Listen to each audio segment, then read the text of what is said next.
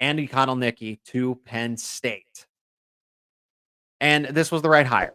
This was, and it's a good one because of all the success that he has had wherever he's been, whether it's Wisconsin Whitewater, whether it's Buffalo, Kansas. And he is somebody that, like Brennan Marion, when we talked about Coach Brennan Marion, who's now the offensive coordinator of UNLV, at least at this moment, right? We don't know what kind of moves he's going to make. But we talked about innovation, we talked about creativity, and that's something that is associated with Andy Kotelnicki here. And the numbers show it wherever he's been, succeeding at every step along the way. But he's a young, up and coming offensive guru, someone that runs is not boxed in to an offensive system.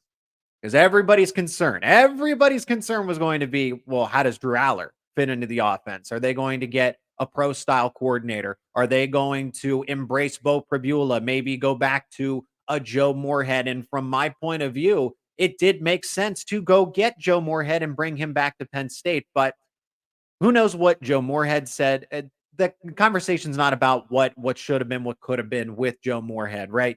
It is about what Andy Kotelnicki brings, since he has been hired by Penn State, or is set to be hired, as Bruce Feldman of The Athletic reports this. Andy Kotelnicki, from his background, Wisconsin Whitewater, was the offensive coordinator of back-to-back national champions at the Division II level in 2013 and 2014. He has followed Lance Leipold wherever he has gone since, for the better part of the past decade here. At Buffalo, two-time MAC conference runner-up, and Buffalo wasn't all that competitive. Then Leipold and Kotelnicki showed up between 2015 and 2020, and those teams were much better, much more competitive. They went from 2-10 and progressively built up, right? They went from 2-10 to 6-6 to contending to winning the MAC East division, not winning the MAC conference title, but still that progress that they were able to reignite a program from the ground up. And then Kansas was abysmal. Kansas had no, and everybody thought that they were cursed because Les Miles went in there, couldn't win. And then Lance Leipold and his staff, including Andy Kotelnicki, show up, and the offense becomes one of the powerhouse offenses in the Big 12, one of the more respected ones in all of the country. So that is what Penn State is getting, somebody who is innovative, someone who understands what it takes to be successful. I think it's key that people need to be in situations where they are winners, where they have success, because then they know what the standard was. Okay, that's great that you have an awesome offense, but is your program doing all that great? Is your program doing well? He's won championships. He's rebuilt programs, part of rebuilds from the ground up, and he's won it every step of the way so far. And this is the natural next spot to move from the Big 12 to the Big 10. At Kansas was 8-4 this past season in 2023.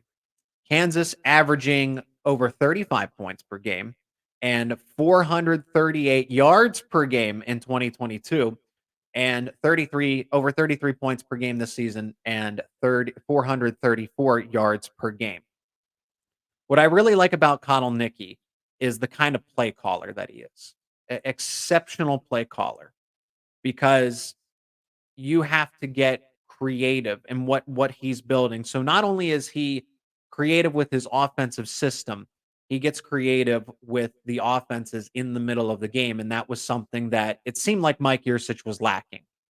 Okay, Kotelnicki, this is what Kansas spectators, and we're going to get the Kansas expert analysis at the end of the show to talk about and get that true full perspective.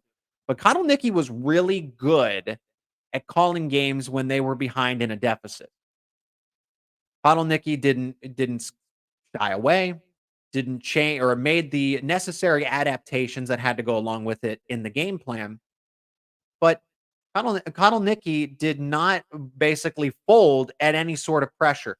Kansas was very good at always remaining in the game. Some of his best game designs came when Kansas was at a deficit. Now, we would like to see Penn State not play from behind, but don't rule out Penn State if they happen to trail, especially with the uptick in competition next season. It doesn't seem like he's stubborn. It doesn't seem like he's a stubborn. He's described as open minded, right? So what's kind of the opposite of stubborn? Open mindedness, because this offensive system is described as multiple. A concern that was going to be coming in was, well, how does Drew Aller fit into the system? How does Bo Prabula fit into the system? Can it work in the Big Ten? Well, yes, because Kotelnicki is innovative. His offense isn't going to be cookie cutter. It's not going to say, well, because this worked in the Big 12, I know that it's going to work in the Big 10. And that's not going to be the case. This is going to be a challenge. This is going to be a test for the Penn State football players, because I feel like, as complicated, even though it didn't seem like that in the execution, but from an X's and O's standpoint, Mike Yurcich's offense was pretty complex and something that you had to study meticulously. What do we think that Andy Kotelnicki's system is going to be like? The exact same thing, if not a little more complex, because it's going to run so many different variations of offenses. You're going to have RPO. You're going to have pro style. You're going to have spread. He's going to get creative. So one of the biggest things that Kotelnicki brought to Kansas's offense was a 2-quarterback system. I'm not saying that Bo Prabula and Drew Aller are going to split reps 50-50, but they were not afraid to have both Bean and Daniels on the field. Those are the two Kansas quarterbacks on the field at the same time, and it worked. It didn't look clunky. Penn State tried it this year, and it just didn't look natural. But when it was Kotelnicki calling it and executing it, yeah, it worked. Drew Aller will fit because Andy Kotelnicki is going to make Drew Aller fit into this offense. If they have to adjust and Bo Prabula happens to be the quarterback for a number of snaps or games, knock on wood, because I don't want to see anybody get hurt. I want this to be a fair Drew Aller is still the starter because he's earned it, or vice versa, that Bo Prabula somehow it takes over, right? But I feel like there is going to be a reevaluation of the quarterbacks, and why they're going to work is because Kotelnicki is going to make the offense work around them. Okay. He was described as a quarterback whisperer by Kansas fans, Kansas spectators. I mean, he had to coach with 3 different quarterbacks, so this makes a lot of sense.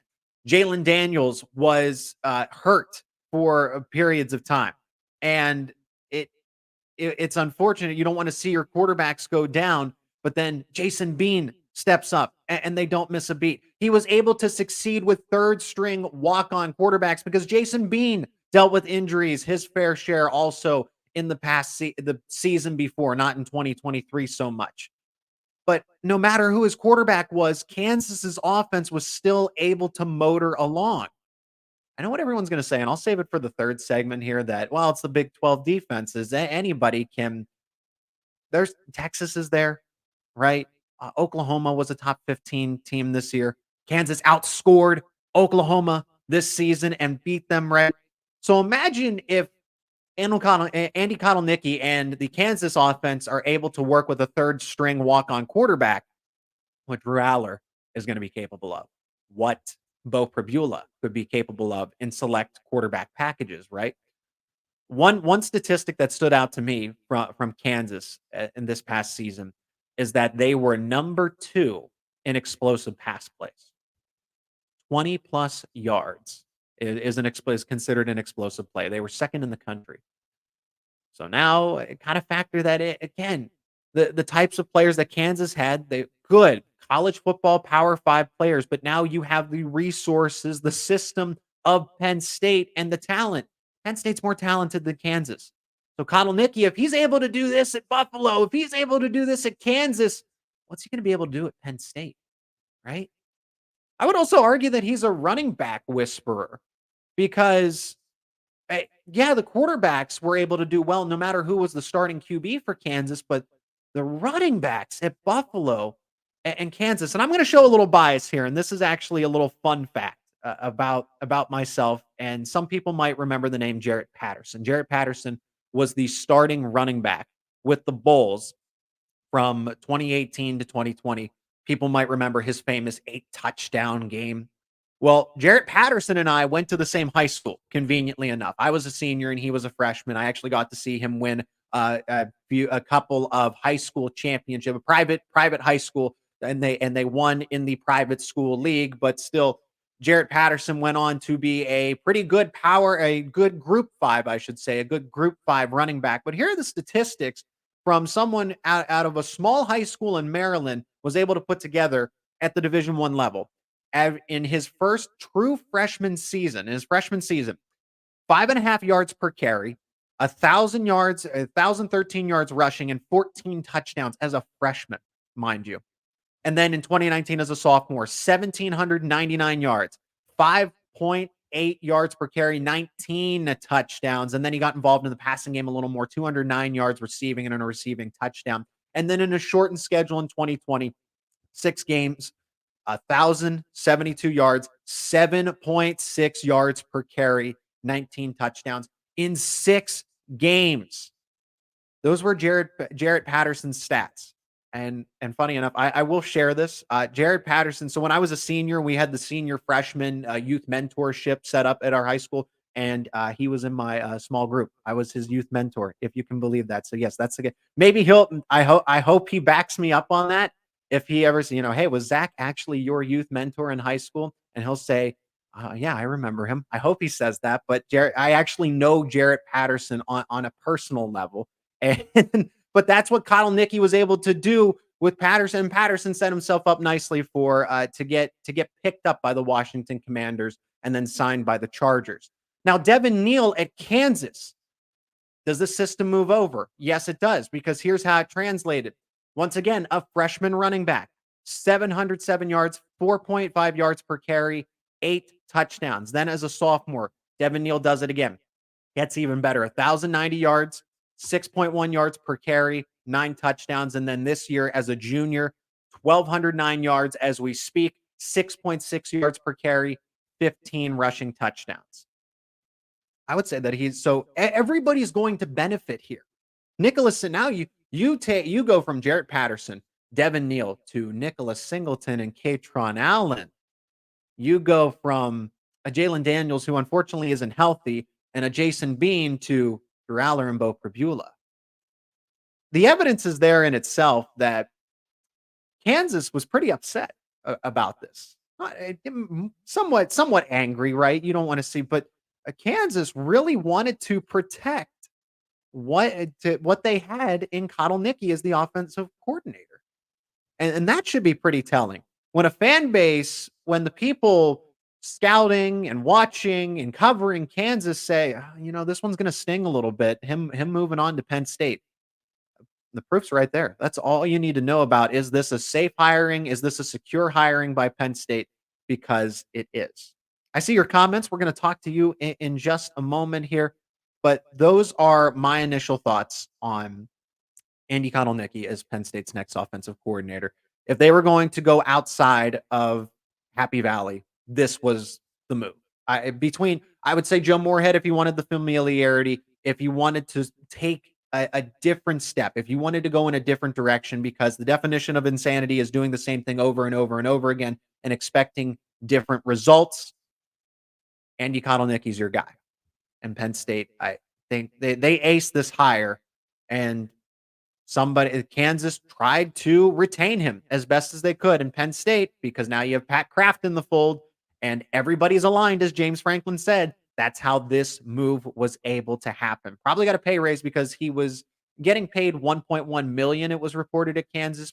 Penn State probably was able to outbid the Jayhawks here. Bottom line, Penn State gets an offensive mastermind, someone who is creative, someone who is going to build a system that is just going to be a headache for defenses.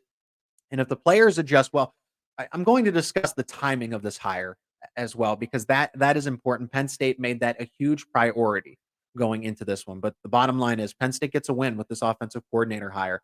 The offense going into the Big Ten, it's with the talent that he is going to have to work with, is an overall, it's just so much better for Penn State this time around.